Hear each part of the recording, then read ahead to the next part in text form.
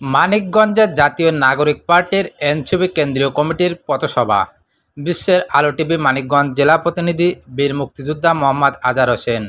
জুলাই মাসের ১ম থেকে ১০ গড়তে জুলাই পদযাত্রা কর্মসূচি পালন করছে জাতীয় নাগরিক পার্টি এনসিপি। এর মধ্যে দেশের কয়েকটি জেলায় কর্মসূচি পালন করেছে জাতীয় নাগরিক পার্টি। ১৭ জুলাই ২০২৫ ইংরেজ বৃহস্পতিবার সন্ধ্যায় মানিকগঞ্জে কেন্দ্রীয় নেতৃবৃন্দ পদযাত্রায় মানিকগঞ্জের এনসিপির দলের উদ্যোগে পথসভায় অংশগ্রহণ করেন। বৃহস্পতিবার রাত ৮টার পর কেন্দ্রীয় নেতৃবৃন্দ মানিকগঞ্জ শহরে ভাষার সহিত রফিক চত্বরে পথসভায় এসে অংশগ্রহণ করেন।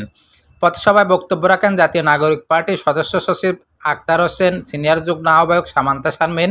এ সময় আরও উপস্থিত ছিলেন জাতীয় নাগরিক পার্টির মুখ্য সমন্বয়ক নাসির উদ্দিন পাটোয়ারি, উত্তরাঞ্চল সমন্বয়ক সাজিদ আলম, সিনিয়র যুগ্ম সদস্য সচিব ডাক্তার তাসনিম জারা ও দক্ষিণাঞ্চল সমন্বয়ক হাসনাত আবদুল্লাহ, এনসিপির মানিকগঞ্জ জেলা শাখার প্রধান সমন্বয়কারী জাহিদুর রহমান তালুকদার, যুগ্ম সমন্বয়কারী advocate AHM Mahfuz, advocate Aminul Islam, বৈষম্য বিরোধী ছাত্র আন্দোলন মানিকগঞ্জ শাখার আহ্বায়ক ওমর ফারুক সহ অন্যান্য কেন্দ্রীয় ও স্থানীয় নেতৃবৃন্দ সহ কেন্দ্রীয় অর্ধশত নেতাকর্মী মানিকগঞ্জের পথসভায় অংশগ্রহণ করেন।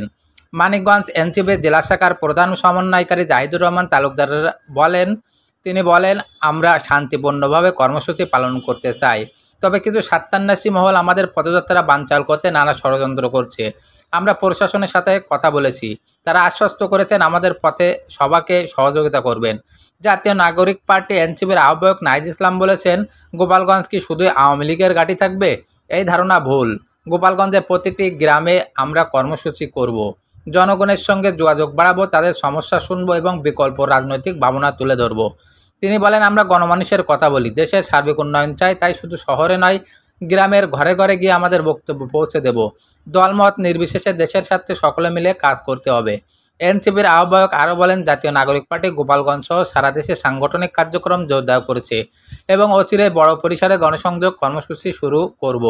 কেন্দ্রীয় নেতৃবৃন্দ বক্তব্যে বলেন, আমরা নতুন করে দেশ গড়তে চাই। আপনারা বিগত সরকারকে বিদায় জানিয়েছেন, দেশ গড়ার জন্য মানিকগঞ্জবাসীর পক্ষে আমরা আছি। মানিকগঞ্জবাসীর উন্নয়ন করার জন্য যা যা প্রয়োজন আমরা জাতীয় নাগরিক পার্টির পক্ষ থেকে উন্নয়নের লক্ষ্যে কাজ করে যাব। আমাদের এই গোপালগঞ্জে যে হামলা হয়েছিল, একটি দল দেখলাম খুব খুশি হয়েছিল, সাধারণ মানুষ আমাদের সাথে ছিল।